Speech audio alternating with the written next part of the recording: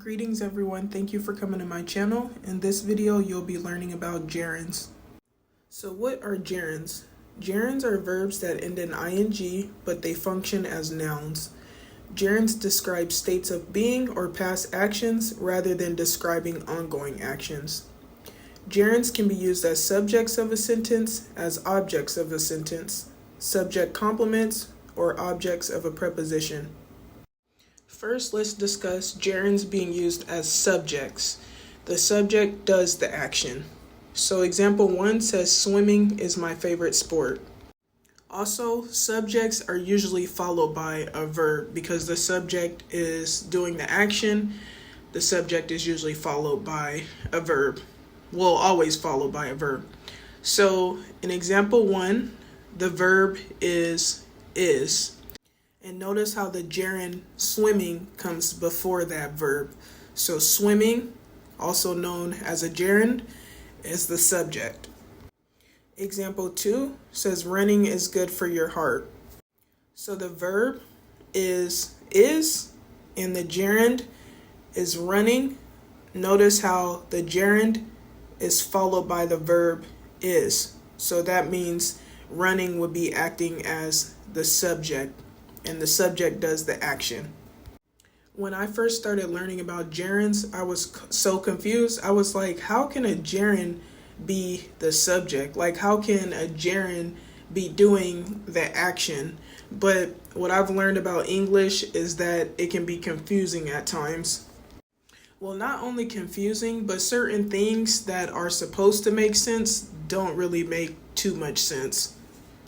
But what helped me understand that gerunds act as a subject is the fact that they come before the verb. So I was like, okay, that makes sense because subjects come before the verb. So that's the only thing that helped me understand that. Okay, so example 3 says listening will get you far in life.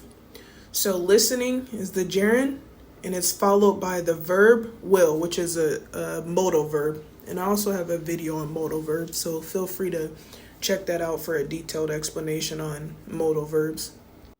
So yes, listening is the gerund and it's also the subject. It's doing the action. Well, it's not literally doing the action, but it's followed by the verb.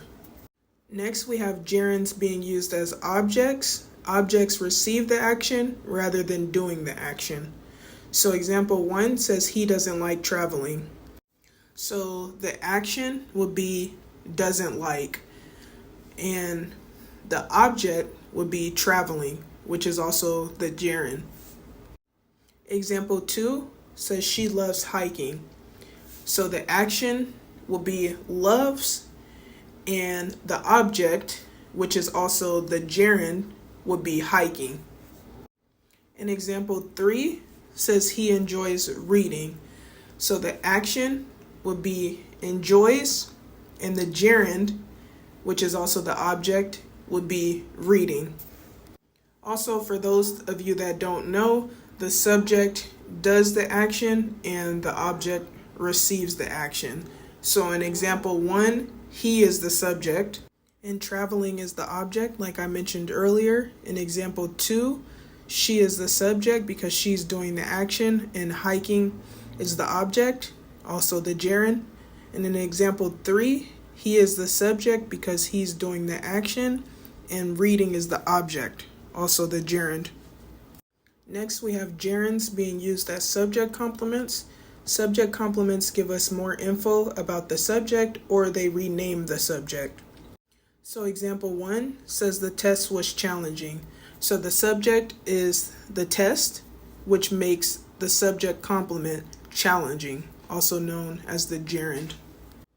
Example 2 says the commute to work was exhausting.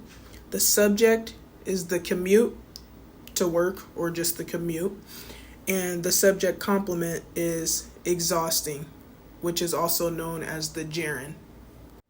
Example 3 says my new passion is writing. The subject is my new passion, and the subject complement is writing, which is also known as the gerund. Notice how in each sentence, each gerund ends in ing, And in each sentence, each gerund is giving us more info about the subject. And I'll also be making a video on the difference between subject complements and adjectives because that can be kind of confusing. Next, we have gerunds being used as objects of a preposition. The object of a preposition is a noun, pronoun, or noun phrase that comes after a preposition. And prepositions give us more info on distance, location, direction, and so on.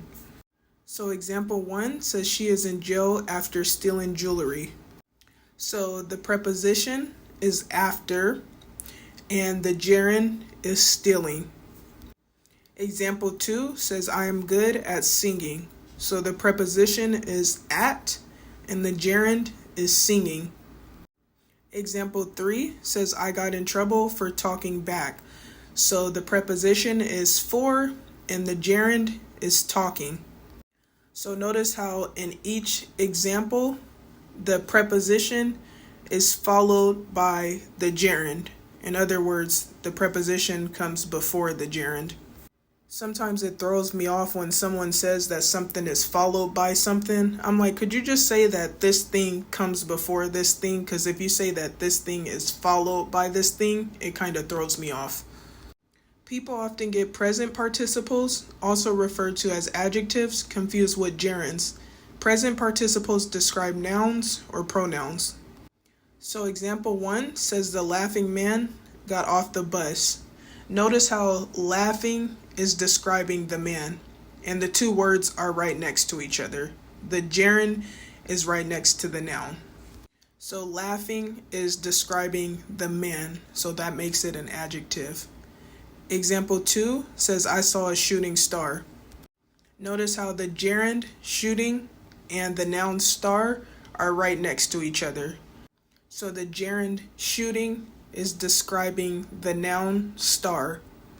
Also, for those of you that don't know, a noun is a person, place, or thing.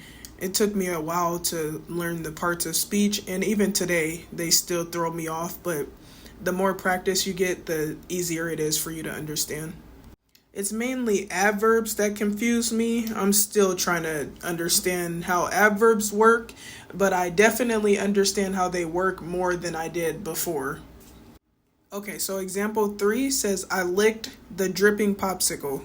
So the adjective is dripping because it's describing the noun popsicle.